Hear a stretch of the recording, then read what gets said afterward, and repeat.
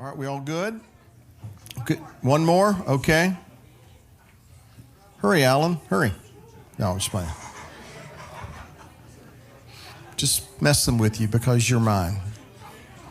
Okay. Okay. All righty. So now we want to dismiss the quiver. You're going to follow Aaron, and that's 10 to 13. Is that right? 10 to 13. You're going to go with Aaron. So we want to dismiss you. You guys have a great time.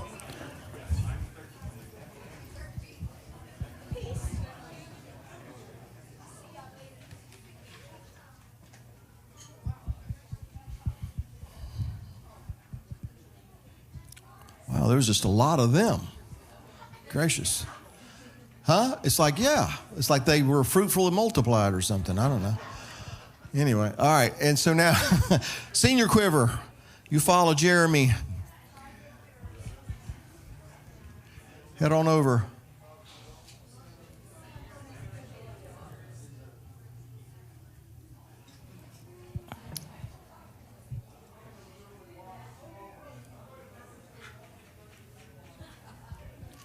We just keep coming, and it's just like, wow. All right. I would like, as we get started here, I would like Mr. John Snyder to come up here. You want to bring your wife up here with you and introduce her? Yeah, you do. Come on, Amanda. Come on. Come on up here on the platform. Come on. Just stand right there. They are joining us today from Conover, North Carolina, which is in the Charlotte area. And apparently we had met a few years ago at Passover at a Michael Root event. And so they were sharing with me several things, but there was this one story in particular I wanted them to share with you, and it has relation to some things that were said last weekend. So I'll let you take it from there. Okay.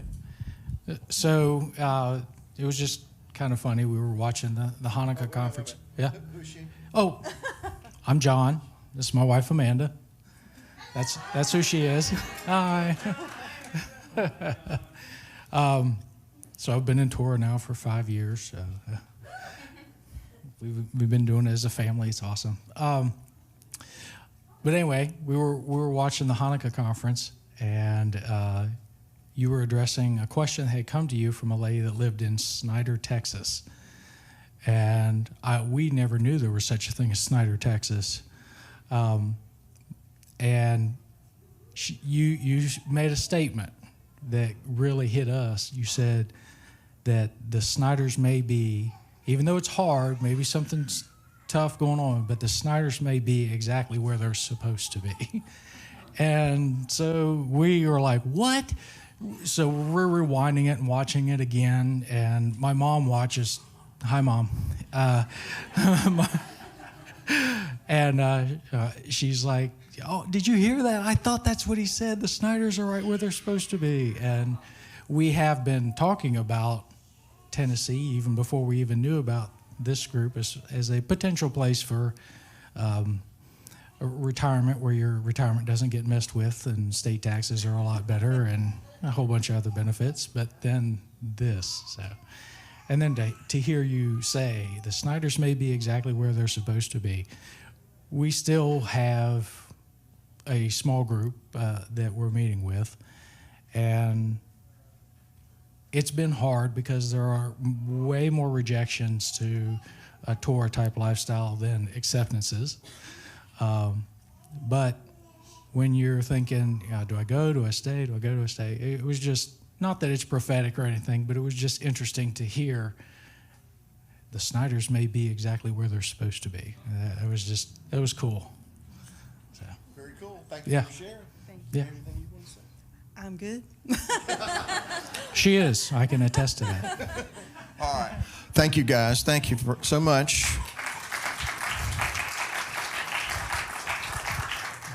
I just thought that was pretty cool because, you know, the recurring thing that came out of last week was community, and you know, the Father is going to be establishing different communities, and like it's already been said here this morning, not everybody can go to this place or that place, and some people maybe aren't supposed to. So I was talking to a lady in Snyder, Texas, or about, people who find themselves in that situation. Then they told me their name was Snyder, and I was like, wow. So anyway, Conover, North Carolina. I'm just saying. Okay. All right. Let's get going here. Does anybody have anything they want to share to kind of get us started? John Miller, I'm going to designate you as the mic hander-offer. All right. Well, I guess I'll start off then. How about that? Yeah, I know. No, it was interesting. This past Hanukkah, it reminded me of something else. So a while back, there was a teaching about the Pharaoh who knew not Joseph. And because of current events at the time in the Torah portion, there came across the idea that there may be a Pharaoh that knows not Joseph about to enter our whatever, our sphere of influence. And then we saw later that this Pharaoh went over to Egypt and through his words and actions brought destruction upon Egypt. And the Pharaoh over Egypt ended up dying.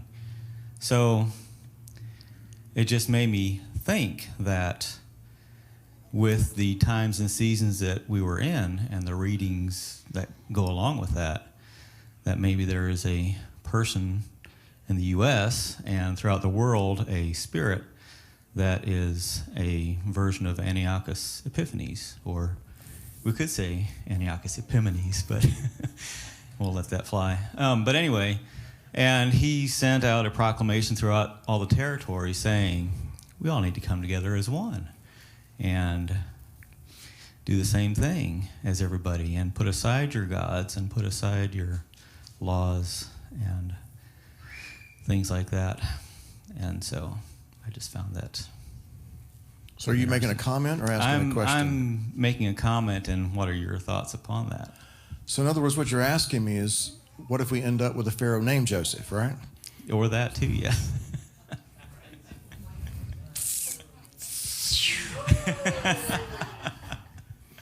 All the above.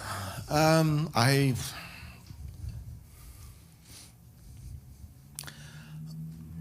not saying that, the Father told this to me or anything like that, but just the sense I have that we absolutely need to resolve within ourselves that this is most likely in our future.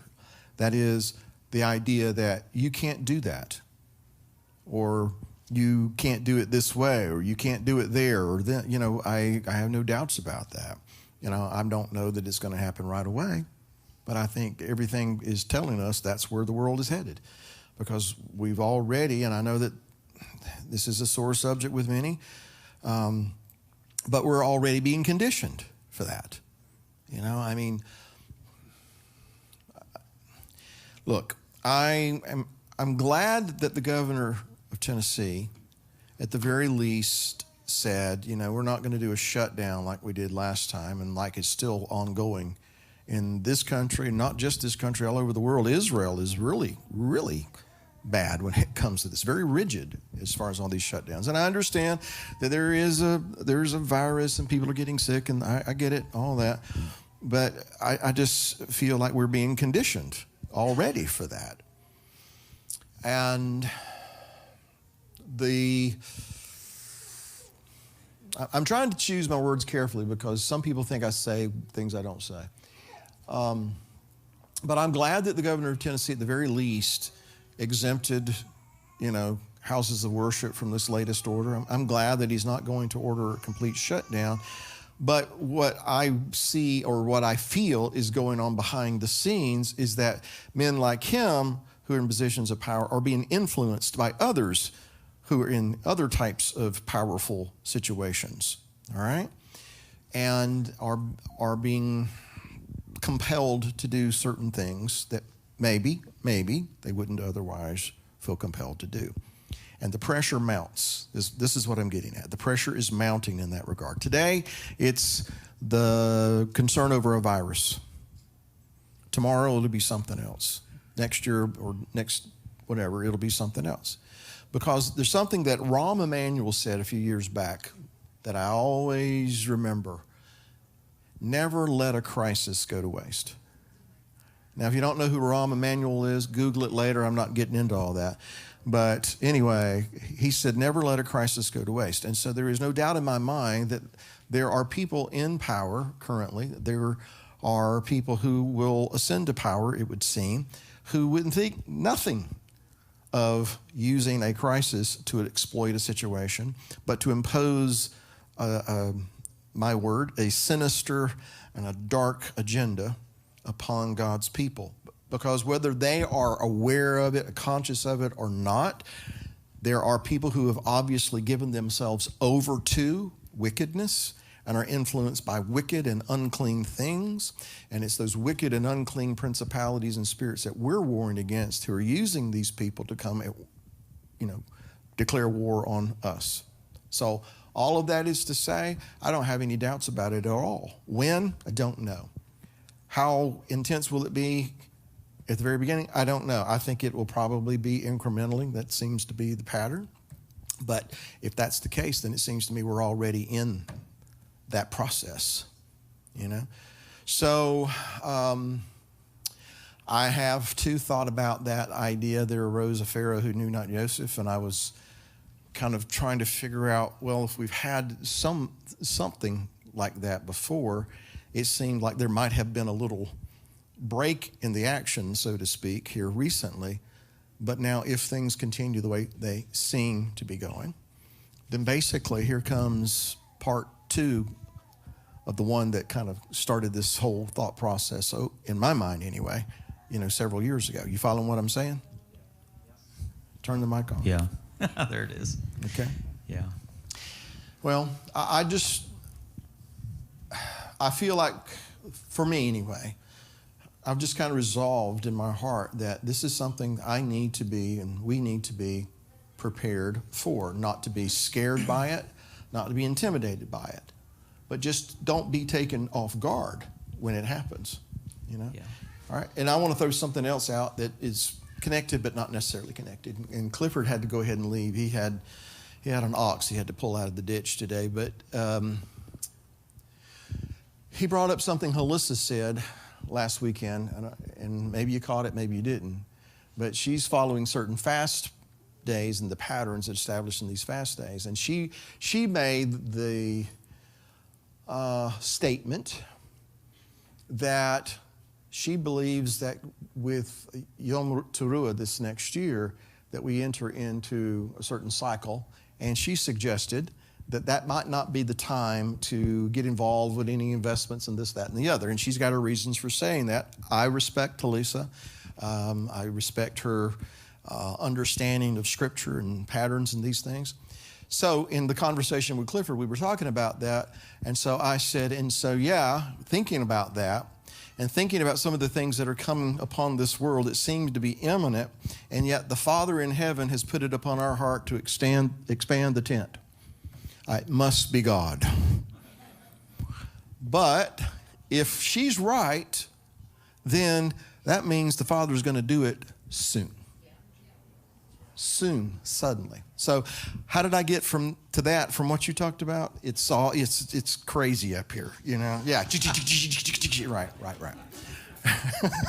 Quick, to the nothing box. Yes. 5 o'clock's coming, John. I'm going to get home. Beth's going to say, just leave him alone. Just leave him alone. All right. This is from Barry Goodson. Everybody remember Barry, our friend from New York? Mr. Cloud, do you have a protege? How are Brandon's teaching skills? I don't know. Maybe we should find out. That's a very good question, Mr. Goodson. All right, who's next? Yes, Nick. Well, if you want to learn history, yes. I have more of an observation than a question so much, but in going through the last 2 weeks of our Torah portion, I seem to question whether I'm worthy enough for things and I seem to beat myself up over past mistakes. And in going through these last 2 weeks and longer, had Joseph not had a dream, he wouldn't have related to his brothers. Had he not related to his brothers, they wouldn't have become jealous. Had his brothers not become jealous, they wouldn't have thrown him into a pit. Had his brothers not seen some passing Ishmaelites, they wouldn't have sold him. Had they not sold him, he couldn't have made it to the house of Potiphar. Had he not made it to Potiphar's house, he couldn't have been falsely accused and thrown into prison. Had he not gone to prison, he couldn't have met the butcher or the cupbearer, the butler or the cupbearer. Had he not met those men, he couldn't have interpreted their dreams. And had he not interpreted their dreams, he couldn't have got back to Pharaoh that there's a dreamer of dreams in prison. And had that not happened, he wouldn't have been elevated to his position. Had he not been elevated to his position, he couldn't have had restoration with his family. So if we think that our past and the path that we've chosen for ourselves is out of touch and not good enough, then consider all the things Joseph went through and how his life I wouldn't want. But God used everything about that man and showed great favor to restore what in the natural could never be restored. And so these last couple of Torah portions has really spoken to me in the fact that I need to take heed to that, because there's so many times that I guilt myself out of blessing others because I think I'm not worthy. And so if you're in that position, stop.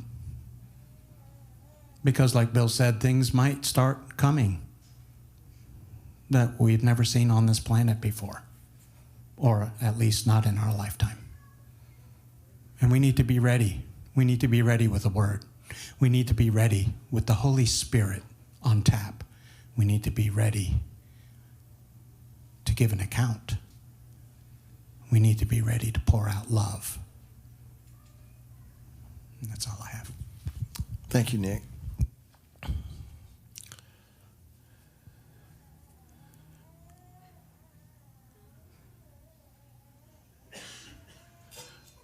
Now, John, you have one job here. I know. I'm just trying to talk somebody into it. Okay. When you said it, how it makes sense with the tent pegs expanding, I just thought of Goshen and how it'll prosper and multiply. So to me, that's how it makes sense in that time period. You know, if it were easy, then anyone could take credit for it, right? If it defies explanation, goes against our logic, and just plainly doesn't make sense to us, it might be God. Because, you know, in the end, the whole idea here is, and they shall know that I am the Lord, you know, and I'm not surprised, I guess is what I'm trying to say, that he would push us in this direction in what is, to man's logic, maybe not the right time to try something like that. But, you know, what we're going to do as a congregation, we're just going to let him. We're not going to push anything open. We're not going to kick doors down. We're going to knock, we're going to ask, we're going to seek, and then we're going to let him do what he does, and then we'll just see what happens. And if this is what he has for us, then he'll do it in a way that we won't have to question. We won't have to wonder. We'll all know that he's the one that that accomplished this. And if we are living in that kind of a scenario that John was getting into, then more and more of his people are going to be stirred to find their Goshen, wherever that is, that he'll lead them to. Let me do this real quick before we go to the next person, but I'm going to go to the tablet, Brandon. I had mentioned this, but I didn't have this to show you.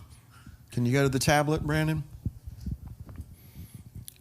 All right. So it's Gimel, Shin, Nun, He. This is an alternate spelling of Goshen. It would literally, I guess you'd say Goshna.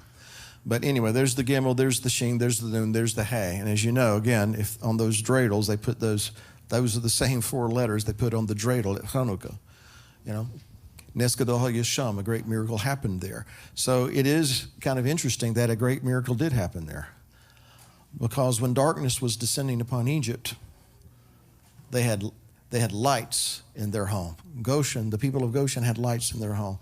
And so what happens in that scenario, and that's a pattern for things later, is that not only are the Egyptians going to realize that there's a God in Israel, but Israel is going to realize that there's a God in Israel, right? All right. Who's next? Yes, Glenn. It's an observation I made from that story. On the other side, the Mitzrites, they traded their silver, they traded their land, they gave up their freedom to stay alive, to survive through this. I think that's a great lesson for everybody to be prepared as well in that situation. The story of Joseph's amazing. He was in the government, though. Do we have a Joseph in our government for us? We do, or do we? Well, I know, do we? Good question. I'm going to plead ignorance. I I don't know. But I do want to expound just a bit on what you brought up. And I think everybody knows this anyway, but just in case, but that is what happened when this famine hit. The Egyptians they ran out of money first. In fact, if you read the text in Hebrew, what it says most literally is, and their money failed.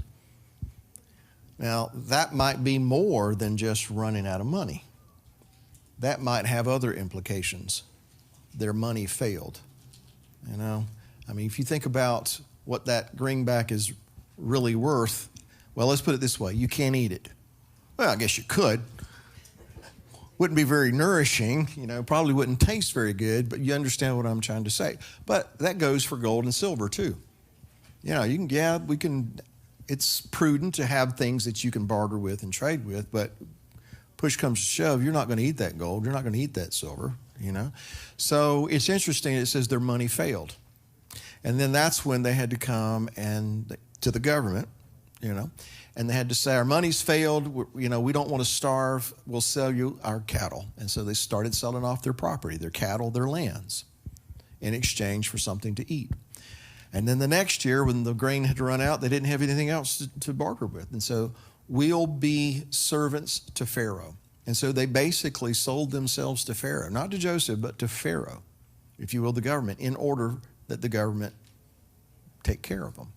So I definitely see that mindset that we have been conditioned to think this way for some time. It didn't start recently. This has been going on for a long time.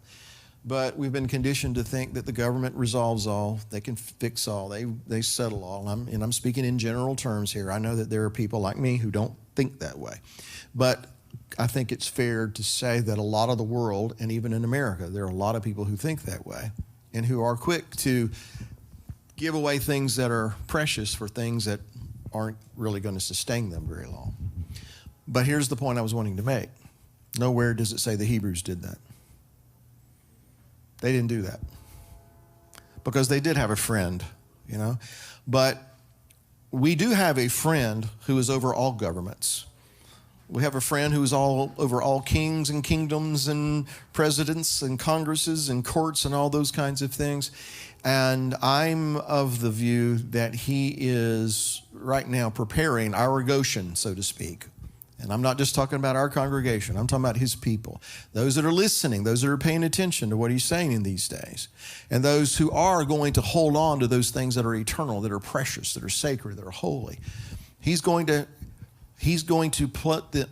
plant them in their Goshen, where they can thrive, where they can live, where they can prosper. Doesn't mean they won't go through difficulty and trials and tribulations and all that. It just means that in spite of it, that they will flourish, you know. Something else to consider, and I'll turn it back over to y'all in just a moment, but this is the thought pattern. You go back to the first century, it was not prosperity and abundance that spread the gospel of the kingdom. It was the persecution that came along with those that wanted to tell them they could do this, they couldn't do that, and you can't say it in that name, and all these kinds of things. But it was that kind of persecution that spread the gospel of the kingdom. And I think it was that kind of persecution that we see people of faith beginning to stand up and realize, you know, these people only have so much power over our lives. But they can't do anything about certain things. And so we are going to declare in his name. We are going to preach. We are going to teach. We are going to share what is true, regardless of what happens. Okay. So all that goes on in my mind when we think about the story. Because there will, if there hasn't already been, there will be a Pharaoh who didn't know Joseph, had no regard for Joseph, and saw God's people as the enemy. Who's next? I was reminded of a time you were talking about while you were in Israel. There was a Jewish man that was in America that noticed what you were doing and like, what are you about? And there was it reminded me of a time where I was working out in upstate New York in a highly populated Jewish community in the emergency room. And we get a lot of our brother Judah that comes to that emergency room. And of course I have my seats on. And you get a mixture of different perspectives. Like on the bad side, there was a couple that were in there that were speaking Hebrew, and he was talking about telling his friend to go away and come back in a couple of hours or whatever. And I was trying to be polite and cut in and said, "Oh, no, it's okay. He can stay if he'd like." He's like, he was offended that I understood what he said in Hebrew. And I couldn't apologize enough to the guy. Where this other one come in and he saw my tzitzit and he's like, "What's that about?" And this is where the word of our testimony is so important, especially our brother Judah will understand more, especially if we have good teaching when we talk to them about why that hope that is within us through Messiah. Our brother Judah, when I was talking to him, and I went through the split of Judah and Benjamin and the 10 tribes, and then also talked about how Ephraim has been scattered. You don't know whether I'm part of the blood or not. He said we would be so scattered that you wouldn't know. And he knew this, so he had no argument about why I had it within my heart. I just said it's just in my heart that I want to be part of Israel. And my teacher, my Messiah, his name is Yeshua. Now, I don't think he completely understood that, but he knew about that. And I told him Ephraim is waking up, and he just started crying because he knew the prophecies. He was like excited that here's this goyim, as far as he's concerned, that is coming to the truth and learning how to walk out Torah. But as that light grows brighter within our communities, especially as the days get darker, I'm reminded that, you know, we sit and we think about this physical temple that's trying to be built over there in Israel. But what I see is unchiseled stones in our midst. The temple of the Holy Spirit is being built up during dark times right now amongst his people, that we are the temple of the Holy Spirit.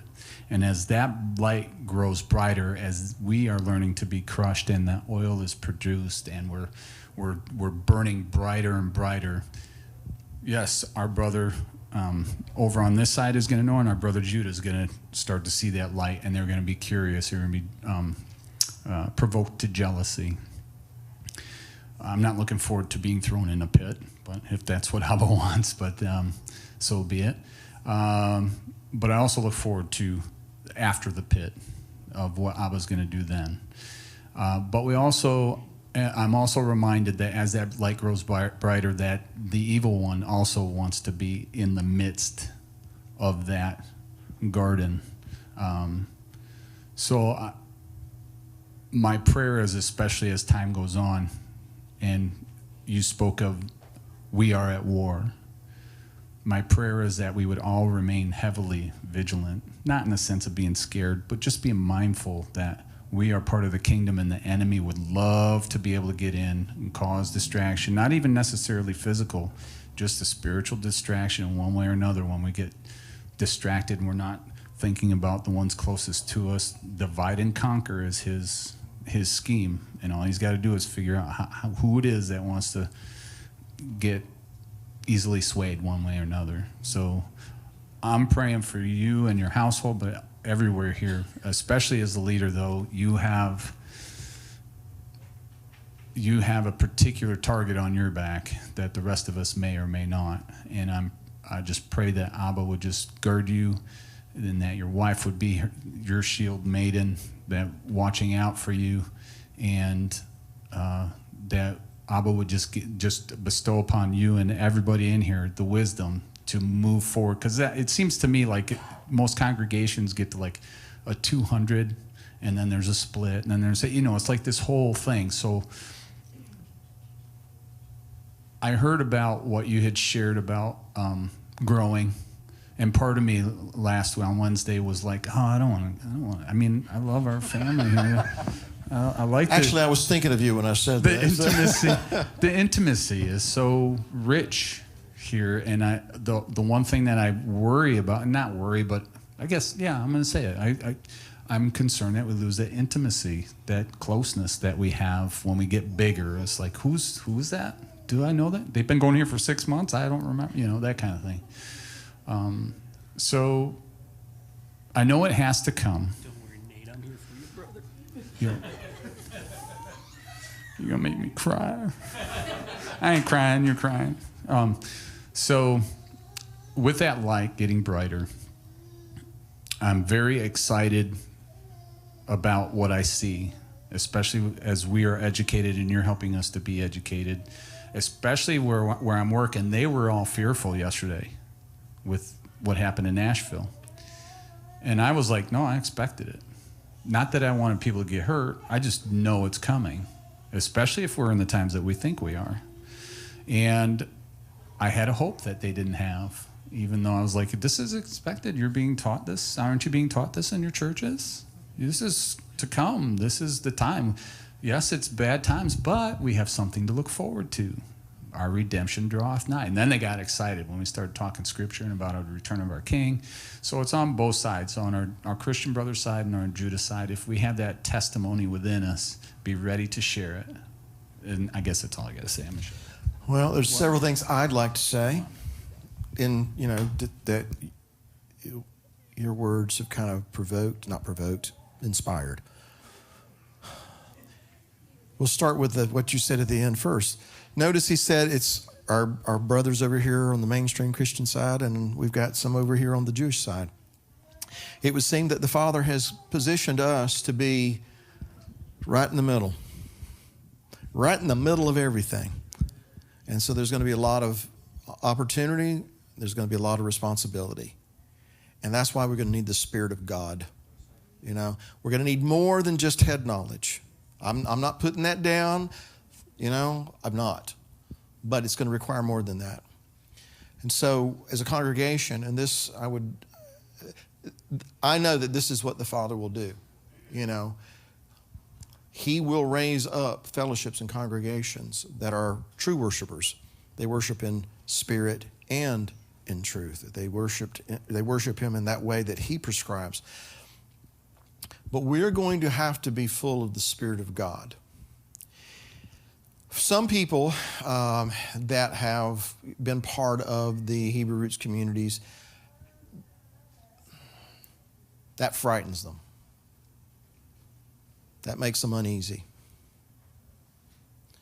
Because I think, they connect it to things that they've seen that weren't so balanced. And I get that and I understand that. But nevertheless, if we are going to be the congregations that the Creator has called and raised up at this time, we are going to have to be full of the Spirit of God. And so here's where I'm going with that. Number one, if we're full of the Spirit of God, all of us, like we're supposed to be, then that normal stuff that happens when you get to around 200 may not happen. Okay? And if division comes, there is a division that comes from Him that serves His purpose.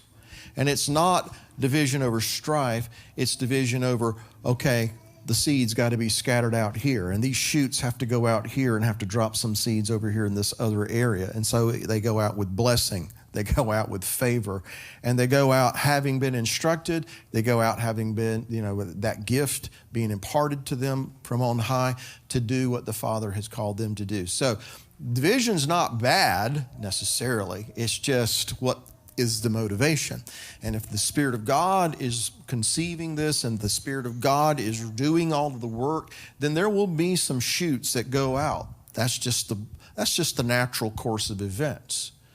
But to your point, the adversary wants to get into whatever God's doing. That's the way he works. I have no idea what or who was behind what happened last Friday night. It was ugly. It was, for all I know, it was some teenage kid in the basement and had nothing better to do, and he knew how to do all this tech use. I don't know. But the point is that it was an example of what the adversary does. He gets in, he disrupts, he sows discord, he does this, he tries to cause division and all these kinds of things. And if we focus on what he's doing, that's exactly what the outcome will be. Division, strife, hard feelings, those kinds of things. So what's the remedy? Let's not focus on what he's doing. Let's focus on what he's doing. Because if we focus on him, if we're full of the Spirit of God, there's going to come a day. And I'm not prophesying this. I'm just saying this based on what I see in Scripture, the patterns I see in Scripture. There will come a day, if we do what we're supposed to do, there will come a day when the Spirit of God is so strong in here, no devils will want to be here. Okay? And that's not bragging on us. That's just him. All right? Because what happened when Yeshua walked into a place and there was a bunch of devils? Thou son of David, have mercy on us. Let us go over into the pigs. You come here to torment us. What did he say? Shut up, leave. And they left. That's what I'm talking about. If we are faithful, we walk upright, we do what he's called us to do, and the Spirit of God resides in us and he resides in this body, then there aren't going to be any devils that want to stick around very long. And if they do show up, they'll show themselves and, we'll just say, scram, beat it. And we'll say that in his authority. Now, I realize saying that some people might, that's a little weird for me. Okay? But we are at war. And we're not warring against that guy out there walking on the sidewalk or the guy in the... We're warring against these principalities and these powers in these high places. Now, that's just the reality of it. And so I don't think I can battle that with what I know. Not alone, not exclusively. I contend with that knowing who resides in here, who feels this, and who has given me understanding of his word. And yes, we will use the word in that battle, but I guarantee you that unction's going to come from the Spirit of God. Somebody told me the other night, where do you remember that word? That's an old word, unction. Well, I guess that's an old Pentecostal word. I don't know. Anyway. And I would like to say this as well. What was it that caused those men of Judah and all those different places they had come from to Jerusalem at the Feast of Shavuot to take note of what God was doing? Because all those men and those people there, they had been filled with the Spirit of God. And the Spirit of God was being manifest in them to the point these people, some of them were saying, these bunch of drunks. But Peter said, no, they're not. We're not drunk as you suppose. This is what was prophesied. And he had understanding then of what it was Joel had meant. And he told those men who knew what the scriptures were, this is what you've read. This is what you've studied. You know about this. It's happening right now before you. And how many got added to the congregation that day? 3,000. 3,000. Can I say one more thing? Thank you. Because the time has come for something to happen. Baruch atah Adonai Eloheinu melech haolam, borei pri hagafen. Pri. What does it mean? Fruit.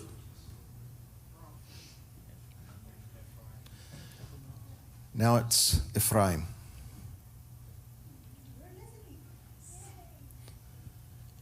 Fruits, fruitfulness, abundance of fruit. And I have to say this because of, what people think. I am not one of those that believe that just because we're in the body, we are descended genetically from anybody by the name of Ephraim. I am saying that because of who we are in Messiah. We are fulfilling that role. And now this fruit is beginning to appear. I don't want to, I've talked enough, but I do want to ask this question. And you don't have to raise your hand or anything. But I look around the room and I see a lot of people that I know have been in this way for a long time. And I look around this room and I see people that I have heard their testimony of how they've been in this a long time and the journey that they have been on. While I certainly don't disparage those people and positions and situations and stations that the Father has used to bring me, and I'm going to include you in this, us, to this point, I'm certainly not interested in going back to those places and going through all of that again, because I'm enjoying watching the fruit appear. I'm enjoying and seeing the changes and transformations that are ongoing in people's lives, not because of what they're getting up here, but because of what he's doing here and what he's doing on the innermost man and how the Spirit of God is at work. And from my vantage point, that is how I know that no man will be able to take credit. No person will be able to take credit. No ministry will be able to take credit. It will be, everyone will agree, it's him. He's doing this. He's gathering. He's prospering. He's blessing. And so there are things ahead, folks. There are things ahead that are going to really amaze us, I believe. Our words in Hebrew for birth, bore, similar to conceive, conceived. I tried to search this. Saw Jewish rabbi, found Bible code. Jesus born Tevet 10. I think more likely conceived. Thoughts on codes? I don't know about Tevet 10. I don't know. There are words that mean to be born or birth, and there are words for conceived. Obviously, just thematically, they're connected concepts, but there are different words. But as far as thoughts on codes, I'll tell you a story, and this will be my answer. Whenever it was 25, 30 years ago, when people started hearing about, these Bible codes and such, and a man wrote a book, and he went and talked to these different rabbis who were doing all this research in Israel, and he wrote a book, and then people started getting Bible code programs, and they started looking for this, that, and the other, and I'll confess that I was very intrigued by it. At that time, I would speak at different conferences, and different people would be there that were very interested in this. And some of you may remember this man. Some of you probably never heard of him, but his name was Yaakov Ramsel. And Yaakov Ramsel was a very elderly man. He was Jewish by birth, but he was a believer in Yeshua, and he spent pretty much the rest of his life doing this kind of thing. And he wrote books that were published about this. But he did it all by hand. He didn't do it by computer. And so there was a lot of interest in this, and I was interested in it as well. But then people started coming to me and saying, I think I'm supposed to go be a missionary in China. Will you see if that's in the Bible code? Then I said, I'm done. Because people started using it for divination, things like that. By the way, there's a big difference in what they called equidistant letter sequences, an ELS, and in what it would be considered to be something that has been encoded in the biblical text. Because the things that were encoded were things that appeared in places that it defied all statistical probability. An ELS, an equidistant letter sequence, is things you would expect to find in any large volume of work.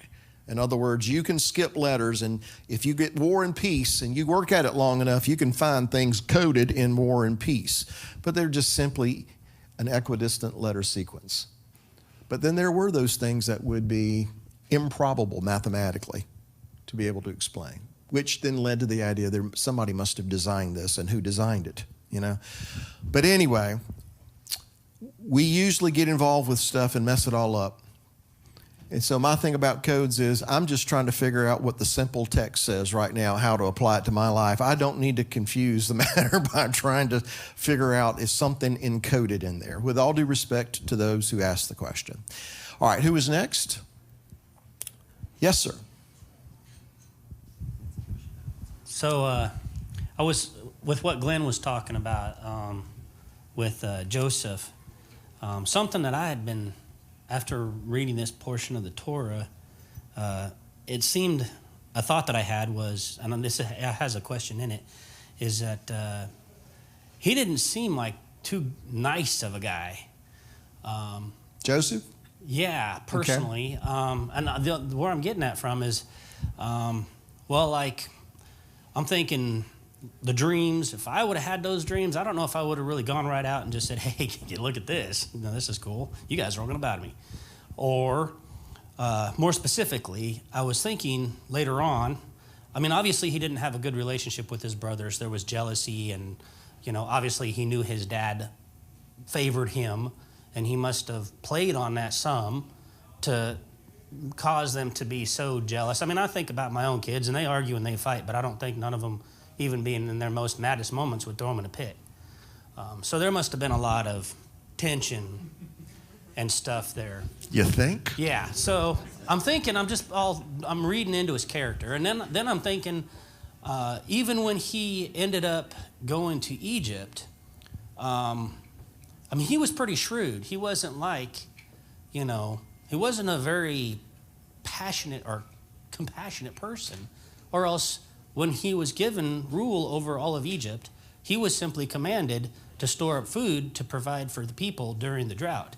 I don't know that he was really commanded to tax them unto the point of where they have to sell themselves to Pharaoh. I think he kind of took that on himself. Because really all God said was store up this food so you can supply to the people. But I'm guessing that the reason God must have gone there with him was because the people had to be taken out of their land for the 400 years. And I was thinking about all that because I was thinking we actually have a leader right now who isn't a very wordy or friendly or nice person, but he is definitely a very good businessman. And it just kind of made me think that there might be a little bit of similarity between those two ideas. That's why I failed, no, not failed is not the word, declined to to answer Glenn's question. Do we have someone there? Yeah, I'm just thinking, God uses people that maybe even I wouldn't care for their personality, but yet here God is using them for his purpose, and has chosen them. Well, I want to respond to the idea of, why he went out and told these things to his brothers. Now, my personal view, that's just youthful indiscretion, Tradition has it, or In my mind, tradition from the text, I can't remember now, but it's somewhere in my mind, it's believed that he was about 17 years old when all these things happened. So again, you're 17. What are you going to do when you have a dream like that and it's followed up by another dream at 17? You're going to be excited about it. You may or may not take into consideration how your brothers feel about it, because he went and told his father too. And his father said, who do you think you are telling me all of this, So I kind of chalk that up to youthful indiscretion. As far as being shrewd, there's nothing wrong with being shrewd necessarily, unless it takes you beyond the bounds of what is right. Jacob was shrewd because he told Laban, he said, you know what? You take your herds and flocks and you go, I'll keep only the ones that are grizzled and spotted and striped and all this. But he didn't tell Laban that God had visited him in a dream and showed him about all these grizzled and striped and spotted goats and such. He was being shrewd, all right? Moses was shrewd. He told Pharaoh, God of the Hebrews says, let my people go a 3 days journey into the wilderness to keep a feast unto the Lord. But he didn't tell him so that we can go back to Canaan after that. All right? So that's shrewd. That doesn't mean it's illegal. It doesn't mean that it's improper. It doesn't mean that it's immoral. It just means, well, God doesn't tell the adversary everything he's getting ready to do either. He tells him what he wants him to know. And then, he allows the adversary to do what the adversary would do. And the whole while the adversary thinks he's got the Hebrews cornered, then really what's happening is God is set a trap for the adversary and his minions and his armies to destroy them for his purposes. So whether or not Joseph's, personality was,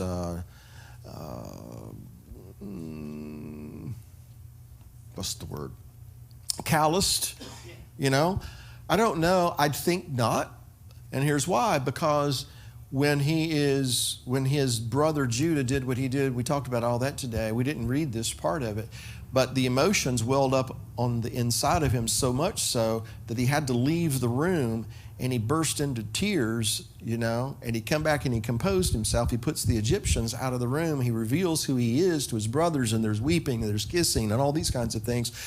And he's doing this with the very people who betrayed him, sold him into the pit, had it, resulting in him being thrown into prison and all these kinds of things. But he come to the realization, he said, what you intended for evil, God intended for good. So all of that is to say, in my view, that a person who lacks compassion, who's pretty cold and calculating, and who's just strictly and exclusively a good businessman isn't likely to be of the mind that I've come to realize that things that you did to me that were wrong, God had it all worked out and you were supposed to happen because it was for the salvation of many people. That's how I see it. Anyway. Yeah, because I was also thinking, I was kind of divided on it because also, he could have just said, well, you guys all need, food, so I'll just send caravans of food to Canaan or to where they were from. It wasn't Canaan, where was it? Yeah, Canaan. Yeah. And I'll just supply food for my family because he could have done it that way, but instead he went. I don't think so, because he knows that Abraham, his grandfather, was told in Genesis chapter 15 that your descendants are going to have to go down and serve this other country. So right, it had to play out the way. Right, he kind of come to understand that this was part of the Father's plan, and he was just playing his role in that. That's why he wouldn't have sent carts of food back home. He says, no, y'all need to come down here. So you think he knew that because of that? I absolutely do. Yeah, probably. Okay, cool. In fact, one step farther, Jacob is headed down there, and he's very fearful. And he has a dream, and in the dream, the father more or less says, I've got this, don't be afraid, I'm going to take care of you. He kind of resolved that for him. But I absolutely do. They would have known. Abraham would have told Isaac. Isaac would have told Jacob. Jacob would have told, his sons. So absolutely. Okay, cool. All right, let me read this one here. Linda Storm asks, will we be targeted for specific persecution? Does John 16:2 refer to us or the next generation? First of all, let me see.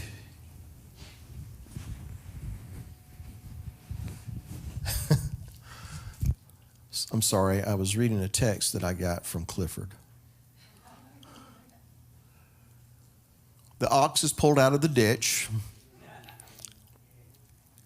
It was a good thing they got home when they did, because it was just in time.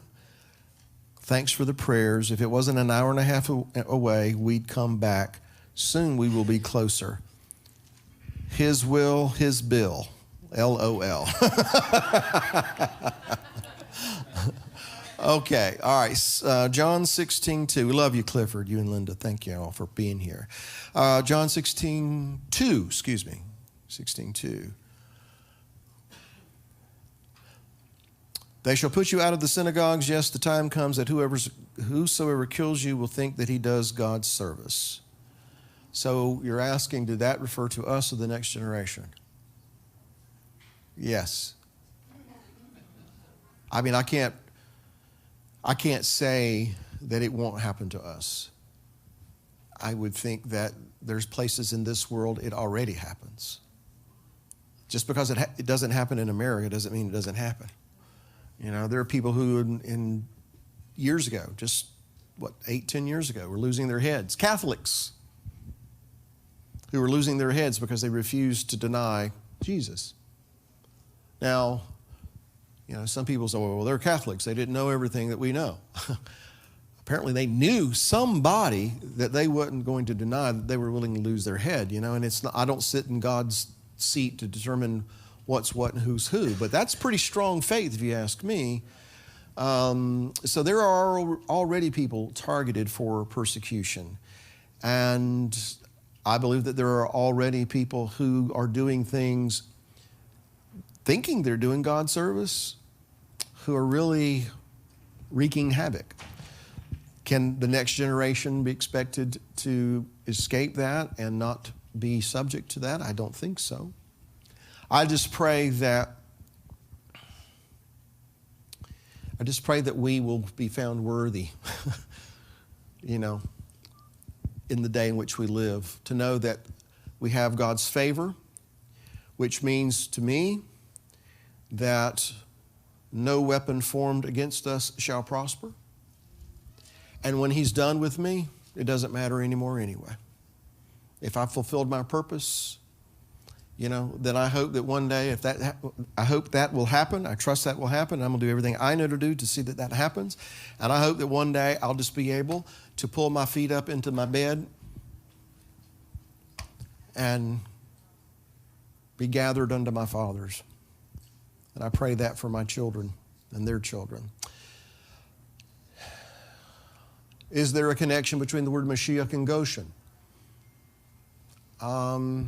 Other than what I shared earlier today, I don't know of one. In case y'all missed that, let me do this. And John, you got somebody lined up? Okay. Well, that's a poor Gimel. That's not much better. So what I was saying is, in the place where Goshen is written this way, Gimel, I'm on the tablet right now, okay. Gimel, Shin, Nun, He, Goshna. If you substitute the numerical values for these Hebrew letters, Gimel is 3. Shin, come on. Technology. All right, well, it's not going to cooperate. I'm not sure what's going on. There it is. The Sheen is 300, the Noon is 50, and the Hay is 5. And so you just add them up. 300, 303, 350, 358, 358. All right? And then if you write the word Mashiach, Mem, which has a value of 40, the Sheen has a value of 300, the Yud has a value of 10, and the Chet has a value of 8.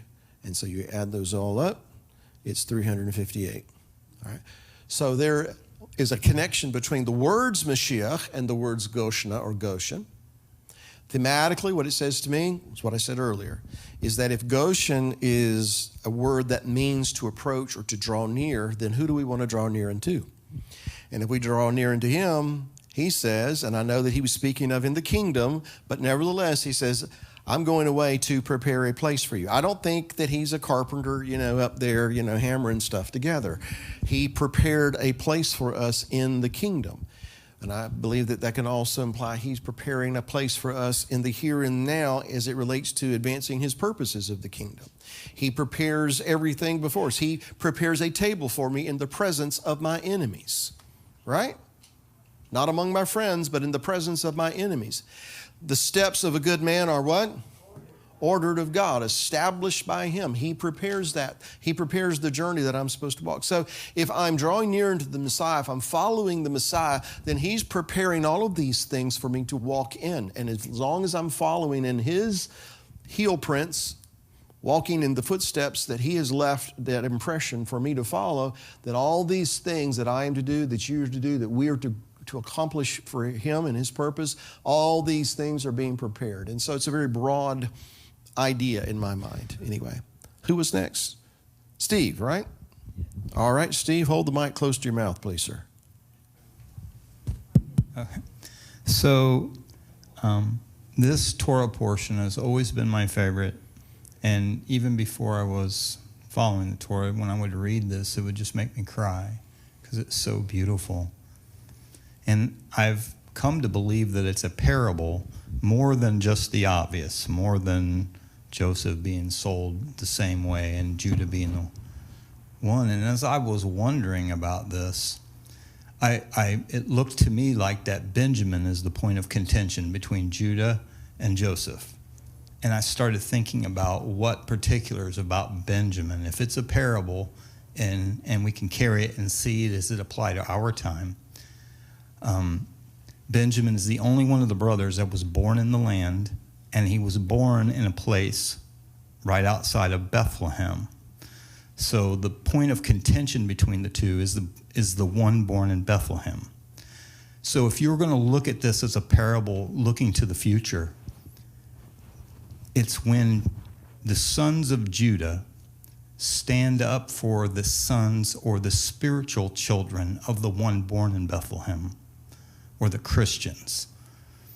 So it's as though there's a point in time coming when the Christians are going to be the ones persecuted. And because Judah, for the last 2,000 years, equating to the 18 or 20 years that Judah was in the foreign country and had the sons and stuff, Judah lost sons that taught him an empathy for what he had done to his father. And also in the way that Tamar exposed what he had did to her in the same manner of, do you recognize these things, just like Judah had done to his father?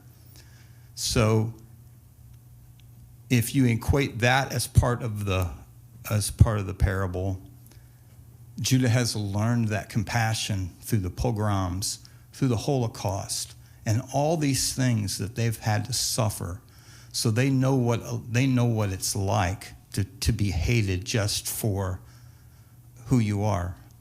So in the future, when the Christians are being persecuted like we know is coming, and as much as 2/3 of us are going to be, 2/3 of the sons of Israel are going to be persecuted, then Judah rises up for Benjamin's spiritual offspring, the Christians. And at that point is when, at least it seems to me, that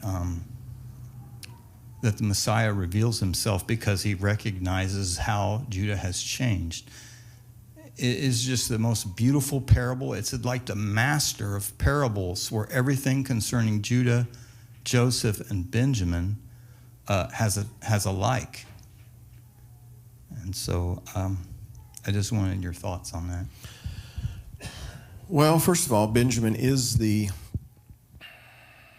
what's the proper term here? He's the question mark in my mind as to how is that part of the pattern fulfilled? You brought out some things that are interesting. Some of them I'll have to ponder, quite frankly, and I'll think on before I respond. However, I do want to go to the tablet again, Brandon. So this is the name Benjamin in Hebrew. Bet, Nun, Yud, Mem, Yud, Nun Sufit. And really, it's Benjamin, son of the right, or some would say the right hand, because the right signifies power, authority, those kinds of things. So you're right, Steve. He is the only one of the sons that was born in the land. Everybody else was born outside the land. He was born very close to a place now called Bethlehem, in a place called Ephrata, which, by the way, is related to the idea of fruit as well.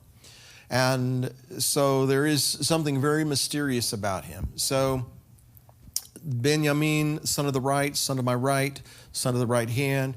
A lot of people think that might even allude to the Messiah, the one who was born in Bethlehem, and not just those, that are his offspring, as you put it. Although, like I said, I'll have to ponder that. It's a very interesting comment.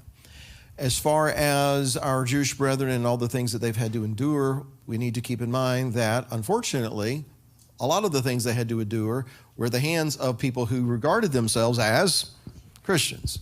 So there's that, And we know that most of these people weren't acting in the way the Messiah would act.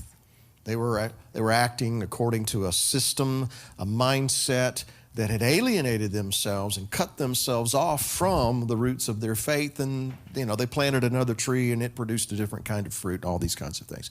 So there's a lot of animosity, lack of trust, a lot of hurt, and all these kinds of things to overcome. So here's the part that is about what you said that interests me. Will those of Judah who have been on the receiving end of this have that compassion for those other people that are being persecuted because of who they are?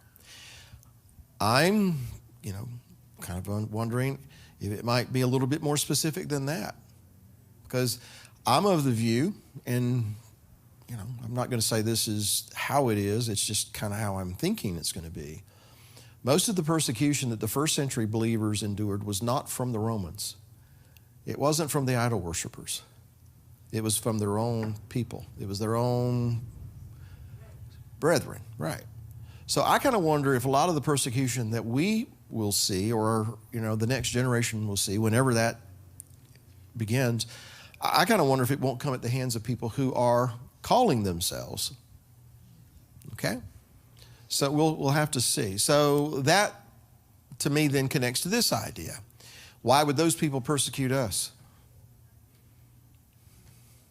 Why would people who regard themselves as Christians, kind of acting the way the Crusaders did and some others did, and the Pilgrims and the Inquisition and all those things, what bone of contention would they have with you and me that they would want to persecute us? The dragon is angry, and he comes down and he does what? He makes war. He tries to devour the woman, right? But she has a place prepared for her in the wilderness. And so what does he do? He makes war with who? The remnant of her seed. And how are they defined? Those who have the testimony of Yeshua and who keep the commandments of God. So that's something for you to consider in your working out the parable, Very interesting. There's definitely some things to consider there. Very interesting.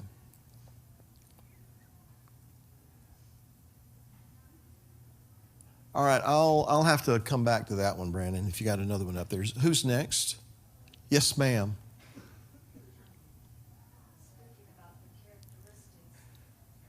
Characteristic of what Steve was saying. I kind of look at it a little bit different. I do believe that in his youth, he might have, hey, look at the dream I had. Mm-hmm. I can give that a benefit of a doubt. But I think his character was so forgiving, to be able to forgive the brothers that did what they did. And then Potiphar's wife, what she did. And then he spent that time in prison, and the baker and the cupbearer. You Or the know. butler, the baker, and the candlestick yeah, maker. yeah, you know, whatever. But you know, I think that speaks volumes for us. We can't even get rid of some of the little petty stuff. Amen, Yet- sister. Well, if you really want me to preach, Preach. Preach on. Preach on. love never fails. And that's the truth. I mean, just think if he had not forgiven, where would all of them be? I mean, his heart could have been hard, but yet all things work together for the good, right? Right. Then we were one of the people that Nashville, we have not had a phone or internet service since 1:25 yesterday. And I'm thinking, if I'm going to act like this and be a big wah-wah baby, how am I going to handle the tribulation? Seriously. I mean, I'm looking at this phone all the time. You can come on right now if you want. You know what I mean? I do know what you mean. So then I got to thinking, what about Jacob's tent? I wonder, you know, were they affected? No internet service. I mean, I think about these things, right? Just an observation. Well, I mean, I did. One of the first things that I thought of. Now, I want to back up. When Beth and I were coming in this morning, and we were talking about, you know, the lack of service, because, you know, on Shabbat morning, I get up really early, and I kind of get prepared what I'm going to talk about. You know, I'll go through the week, and I'll have thoughts, you know. But I wait till Shabbat morning, you know, to kind of put it all together, because, I don't know, it just kind of works for me. However, I have to email everything to Jonathan and to Brandon and, you know, people who are going to get it ready so they can put it on the screen so you can see the verses and all that kind of stuff. So this morning, it was very, very challenging. I'll put it that way. So I was like, you know, and I was getting a little irritated, you know. All right, well, I'm going to go make another cup of coffee, and maybe when I come back, anyway. So, yeah, I mean, if you know, if we can't contend with the footmen, what are we going to do with the horsemen, right? So, but my next thought was, how are we going to do the live stream? You know, and that really concerned me. You know, so it's like, just think how dependent we are on others, you know. So for all you live stream folks, remember, we love and appreciate the fact you're here. We love and we're thankful that we're able to do this and to have the live stream that reaches so many, many people, and we appreciate all your encouragement, your prayers and things. But eventually, it's just a matter of time. Eventually, we may not be able to do it, at least not in the way we're doing it now. And by the way, just as a footnote, we're trying to plan right now and talking about some things, how we can do things differently so that we're not dependent on anybody, you know. And we're going to try to make that happen. But back to my point, this is why I think we're in a season right now, but we're going to come to a season where there are going to be people that are raised up. I don't want to mention any names, but maybe their last name is Snyder. They might live in, you know, North Carolina. I don't know. You know, I don't know. That just comes to me, you know. But there are going to be people that the Father is going to position in certain places to be that gathering place for you in those areas. If He brought you here to be part of this, it's not to stay in one place. There's things that are going to grow out of this. So anyway, back to what you were saying.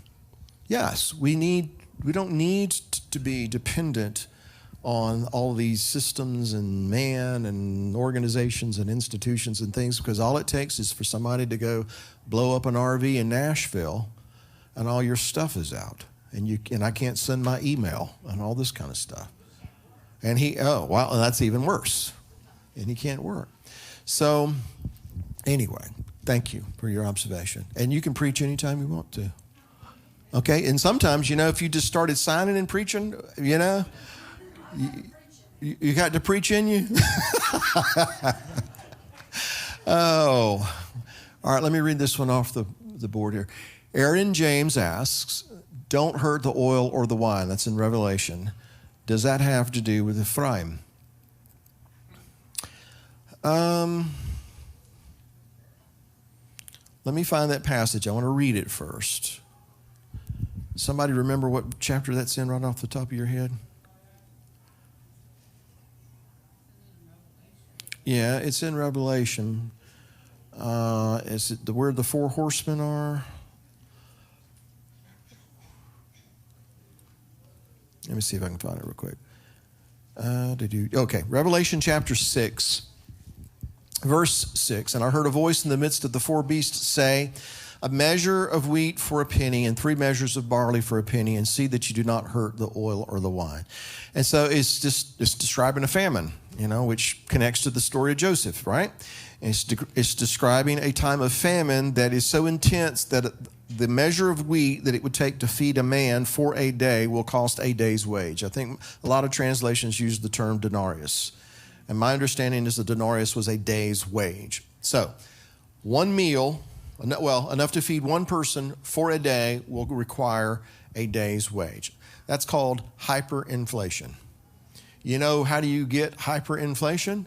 When your money fails, right? What happened in the story of Joseph. So that's how you get hyperinflation. 3 measures of barley. Barley, apparently, you can cost a little less, you can get a little more for the same day's wage. But then it says, do not hurt the oil or the wine. Here's what I've always gone to when I read this passage. The oil, what kind of oil it might be inferring? Olives. And olives grow on what kind of trees? Olive trees. And what are we likened unto in Romans chapter 11? Branches of an olive tree, whether it be wild or cultivated, nevertheless becoming part of the one tree. And when we're part of the one tree, what's supposed to happen? Fruit. And what's the word for fruit? Abundant fruit. Ephraim. Okay? This abundant fruit. I am the true vine, and you are the branches. And what grows on the branches? The fruit. And then that fruit is crushed, right? And it produces this wine. So I feel that that's an allusion to the fact that there's going to be a lot of people that are going to suffer when this hyperinflation comes as a result of whatever happens and the money fails and all these different things. But there is this statement, don't hurt the oil and the wine. It might be very literal. Or it could be, in addition to being very literal, it could be an allusion to the fact that in the midst of the famine, God has a way of taking care of his own. So how important will it be to be in that one cultivated olive tree? How important will it be to be part of the true vine? It's going to be the difference between life and death. So that's what I think the connection is. Who's next? Yes, sir, John. Well, he's got the microphone back there. Yeah. Oh, okay. No, you're good. Okay, all right. So in the Torah portion, and maybe I'm just, maybe it's deeper than I think it is, or maybe it's not, I don't know. But the Egyptians, when they went through the famine, they traded their land and their cattle and themselves eventually for food. Did they not eat cattle? Good question. I had the same one. Kind of weird, huh? Yeah. They gave up food to get food. Maybe they were vegan. I have.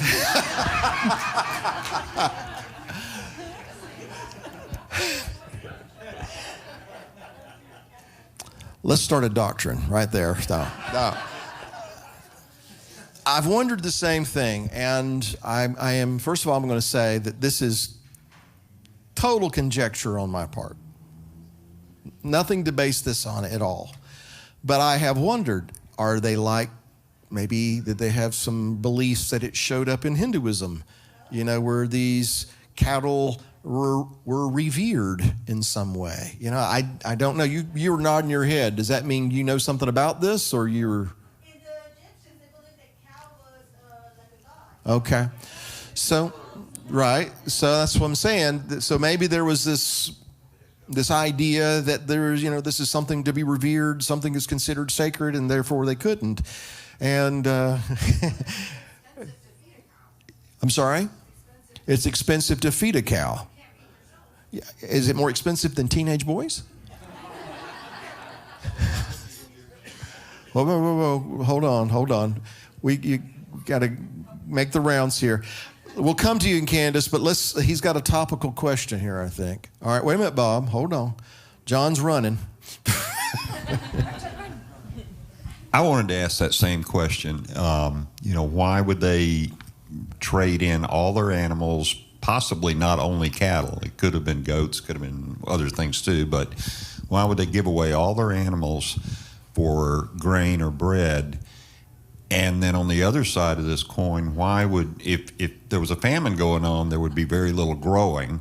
So what would Joseph want with millions of animals that he didn't have any pasture to feed them with? But he's got a lot of grain. If he feeds them the grain, then he doesn't have any to give the people. I don't know. He must have had a lot. He'd been storing up for 7 years. So I think it's feasible. Okay, I wasn't there, so I can't be 100% certain on this. But I think it's feasible that there was enough that he could do both. Yeah. And then, if they did consider this livestock to be, no, let's go to Candace. She was next. I got to be. No, yours is topical. I have started something now.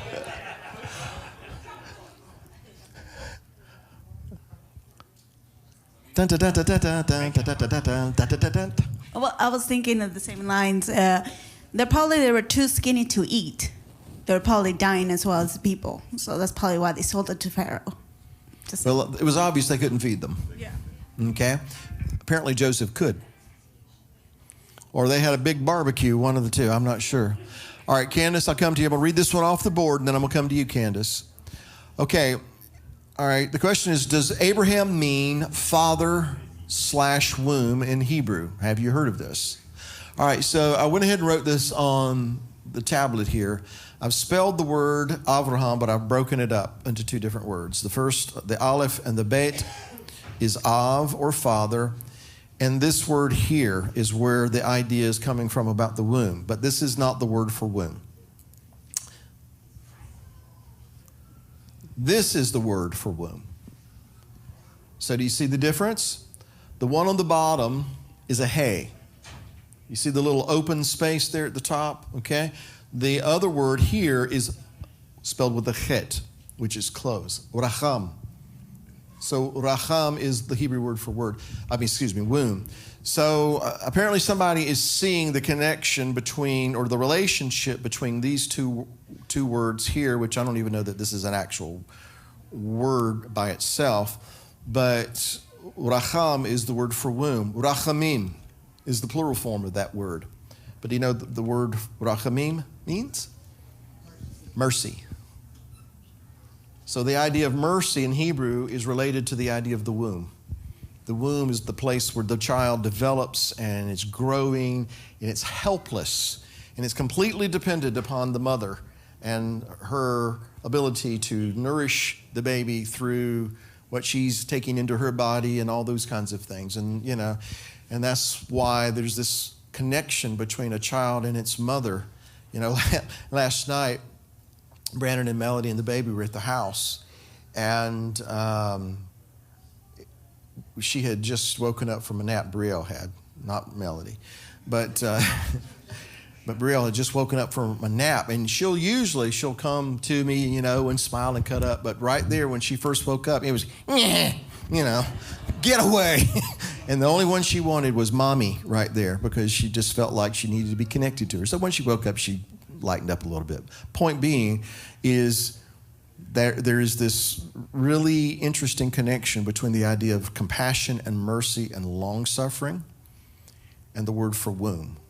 And so the Creator is viewed in this way, and that, well, all right, I'm getting off into something else. But anyway, I think that's where the idea is coming from, because the word racham and the word raham, there is a phonetical relationship, but that's where the idea would come from. All right, Candace, I'm sorry to delay. Come on, your turn.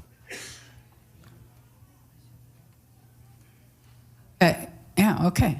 I just want to say something first, and then I'll tell you. It's real quick. Nick and Nate, Laura Lee said, thank you for what you said today. I want to get that out before I forgot. But anyway, I don't know if you remember me coming up to you, Bill, and saying something about, about our growing in numbers here several months ago. And I said, as much as I would like to see us get another place, I hope we don't. Well, that was based on fear of being locked down again, and how would we pay for it? So I'm reminded that, and you kind of stole my little talk here when you mentioned 3,000 added to the church in one day. That was done under persecution.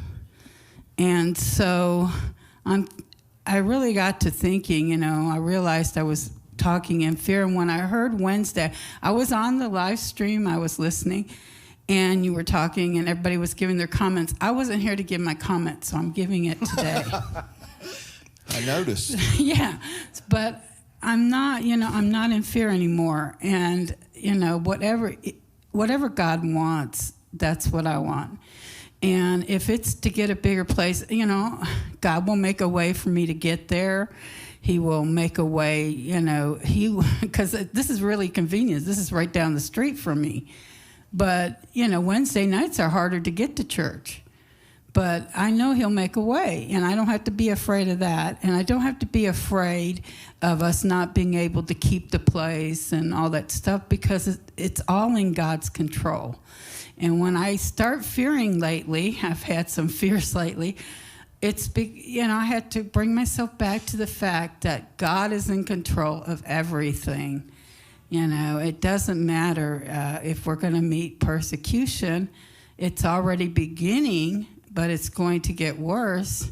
But God is in control, and he's going to watch over us, whether we live physically or die physically. If we die, you can't kill us anymore, right? If we're dead, you can't kill us anymore. So, well, let me ponder that. Yeah. Yeah, I think you're right. Yeah. And so, what would it be better to be down here hanging out in the persecution, or would you rather be passed from this life into the better life and in the arms of Yeshua? And so that's kind of how I had to reason all that out. And so I'm really want you to know I'm really behind us getting a bigger place, even if it's a tent and it's cold outside and I'm freezing. But I do have a question. Will you make room for me to be in the sanctuary with the laptop? So I can be on the love stream and while you're teaching with all my brothers and sisters. I know we don't have the room in here right now for me, but I really want to be with everybody. So this is on your wish list. This is what you're saying? Yeah. Will you please make sure there's a space for me with the outlet? Okay. Note to self. and internet. I think you're going to be okay, Candace. Yeah. All right. Let me say this, and I want to go back to a point that Nate had made. I don't want to lose any intimacy either. I don't want to lose a family environment,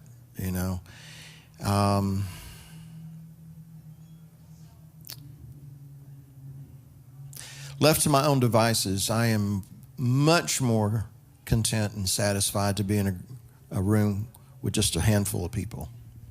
I like it that way. There's a lot of things I like and prefer that I've had to kind of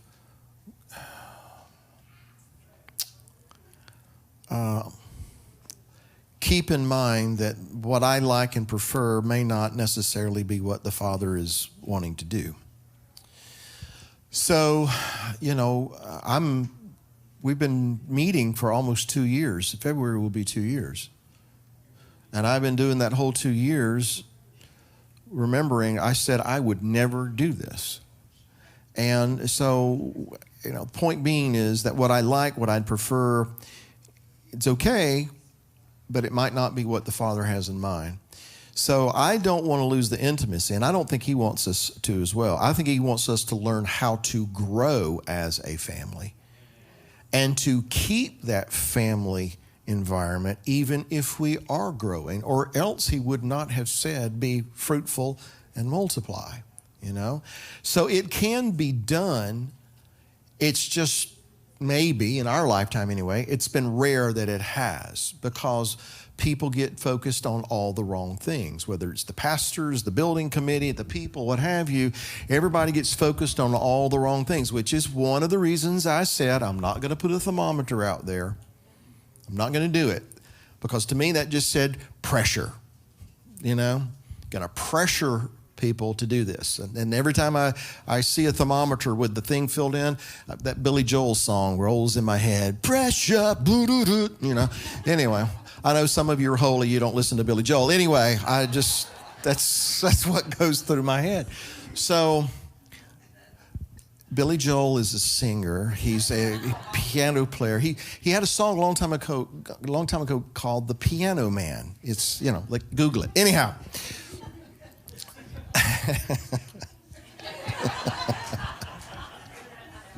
Yeah, internet went down. Anyway, uh-oh. I have a comment about that. He was getting on to me about playing a little blues riff this morning. He's up here singing Billy Joel.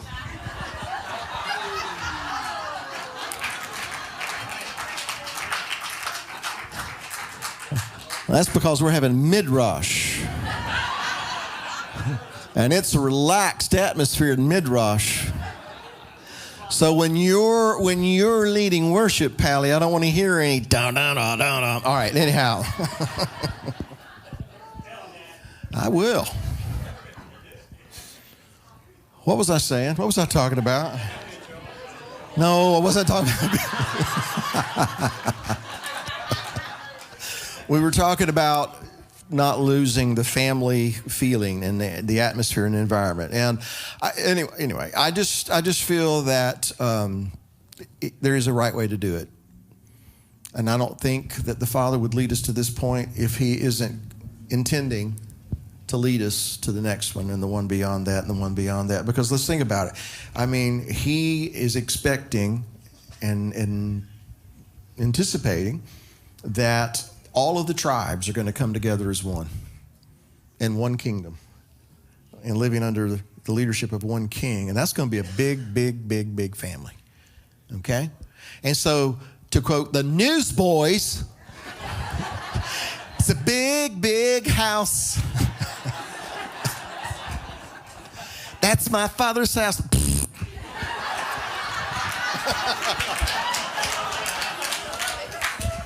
That's Audio Adrenaline, not the Newsboys.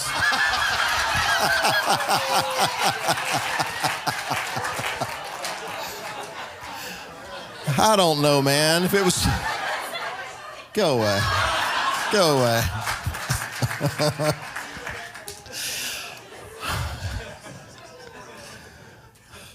And the sanctity just... No.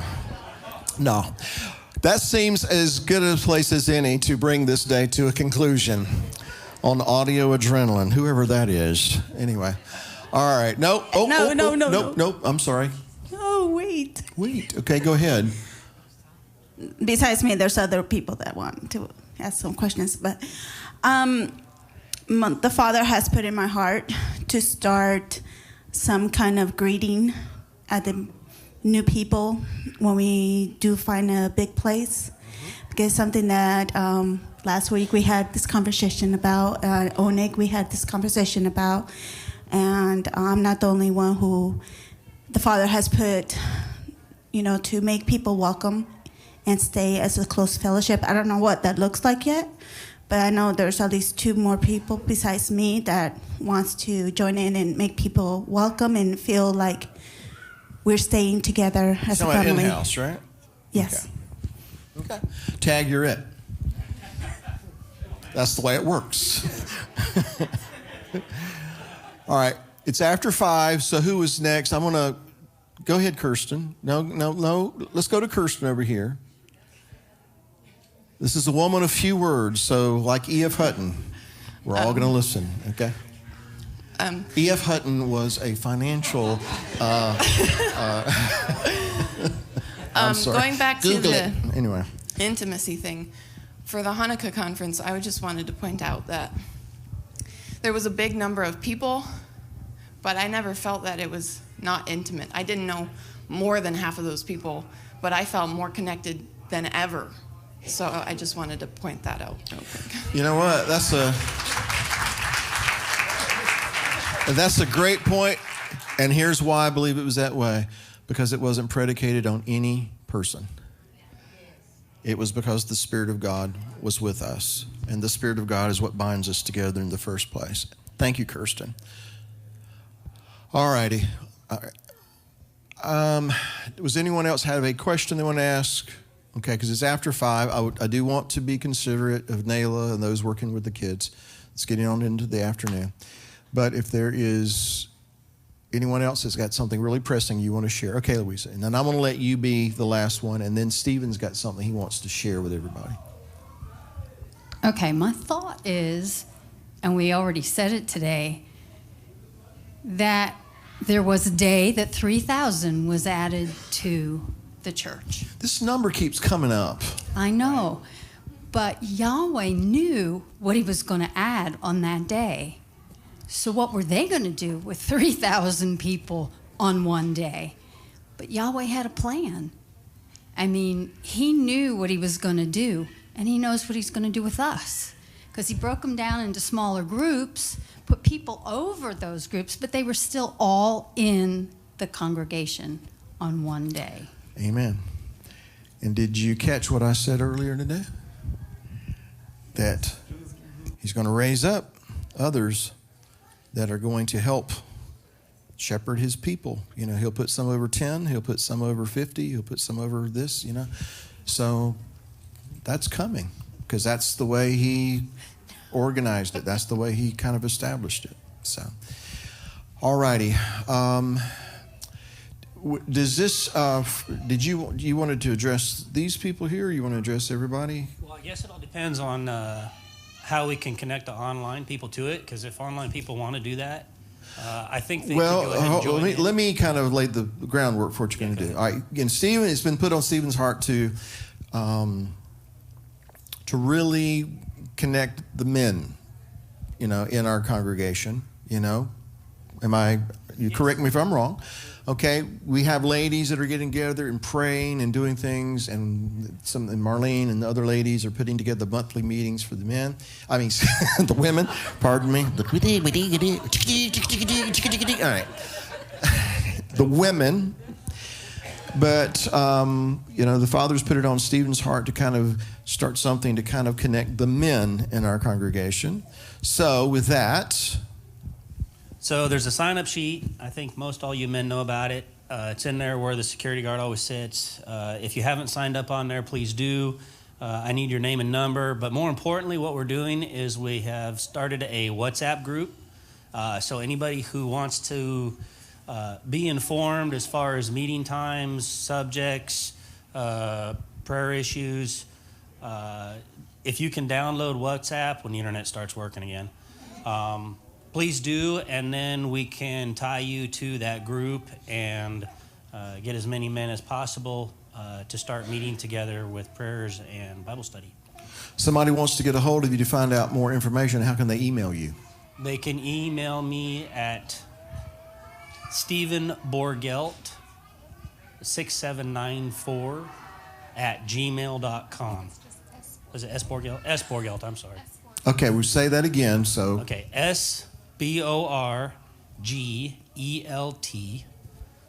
6794 at gmail.com. Okay, so men here can contact you. They can go over here and get on this list over here in the fellowship hall.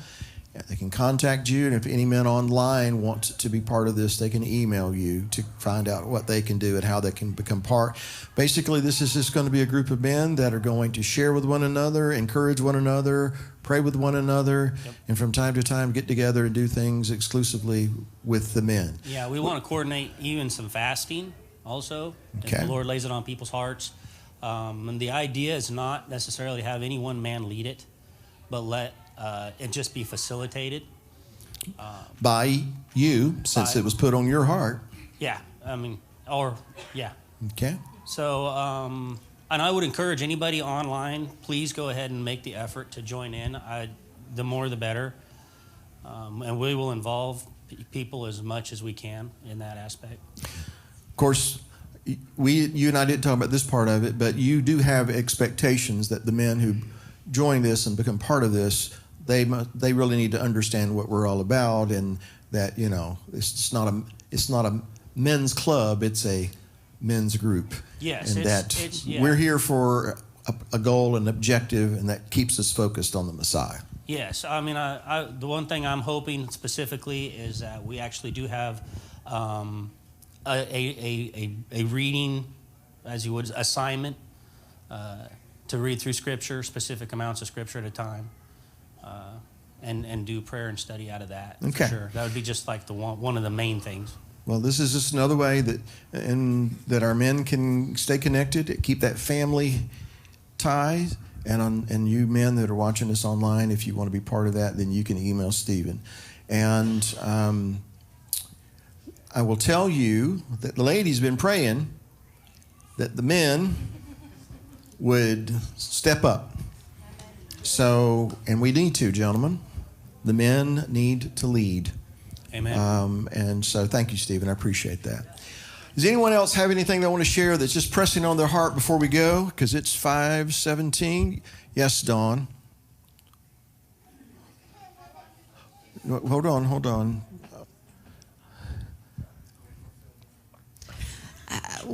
How long has Jacob's tent been a thing? Jacob's tent. We had our first meeting in February of 2019 at the old Westmore Church of God over there in the youth hall. But now it wasn't Jacob's tent. It was just, we're going to have a meeting. We'll see who shows up. February. 200-something people showed up. So, and then July, when we moved in here, right before that, we officially organized as Jacob's tent. So February or July, one of those. February is when we first started meeting every other week. Gotcha. Then we got into the summer.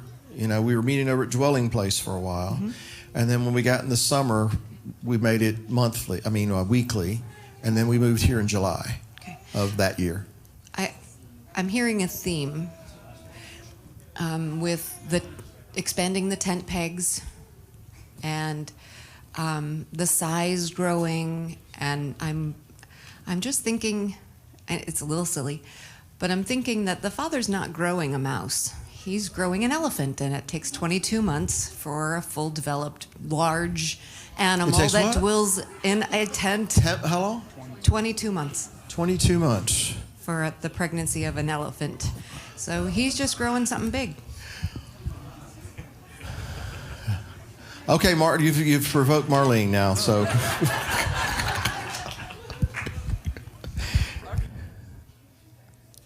Yes, a lion, an elephant, because when Nate was saying that, and then what you said after Nate, when we had that attack online last week, I believe that was a very prophetic moment, because nobody ran around cowering saying, oh, what are we going to do? What are we going to do? If you could see, go back and look at that video, when you got that news and you went up there. And this is not, this is not Bill. This is the leader that the Father has put in you. It was like you were like a lion saying, you come against me, I'm going to come against you. And you got everybody to pray. And someone was just telling me this, that they just watched the video of when everybody turned around and prayed, that it was so powerful. It was so powerful. It was like the lion, it didn't, like they tried to bury you, but they didn't realize they were planting a seed. They tried to bury us, and try to do some harm, but they didn't realize that they provoked and they woke up something that was like there all the time. But that was the beginning, and it's like a lion roaring, going forward, saying, you come after me, I'm going to come after you. And I believe that was a very prophetic moment. Well, I do too.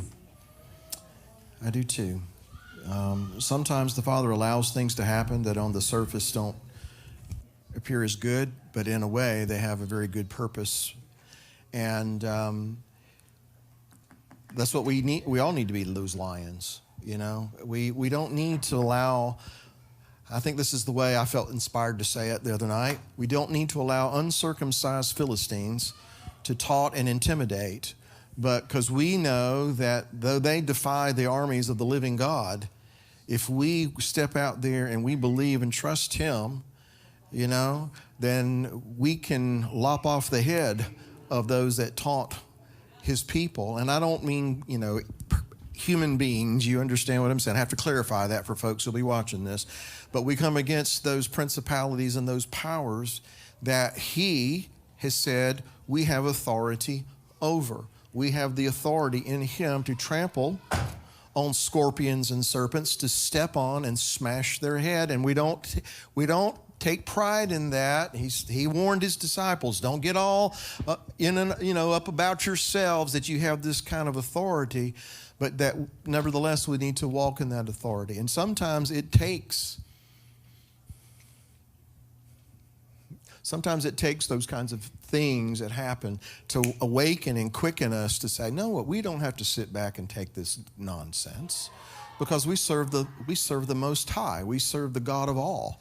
And I'm not going to be, and I'm not going to allow us to be intimidated by the adversary.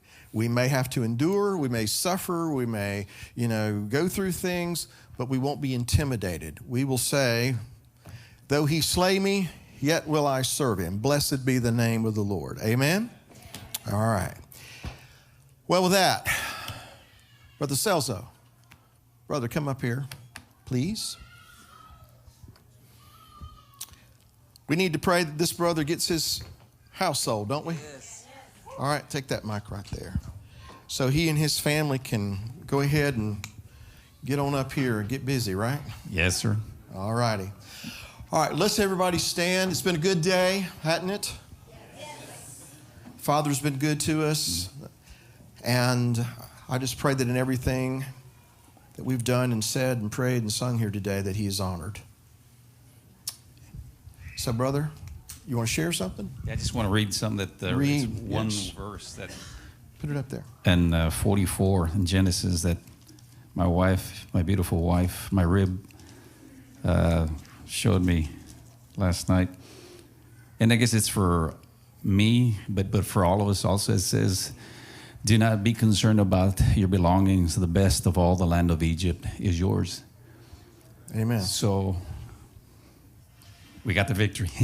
So it's a reminder for me, because I know He's calling us here to move here, and it's a little nerve-wracking because I want to be here as in yesterday, but He reminded me that everything belongs to Him, and if He's calling us here, He's going to provide. So of all of you, especially online, God's calling you here, He's going to provide.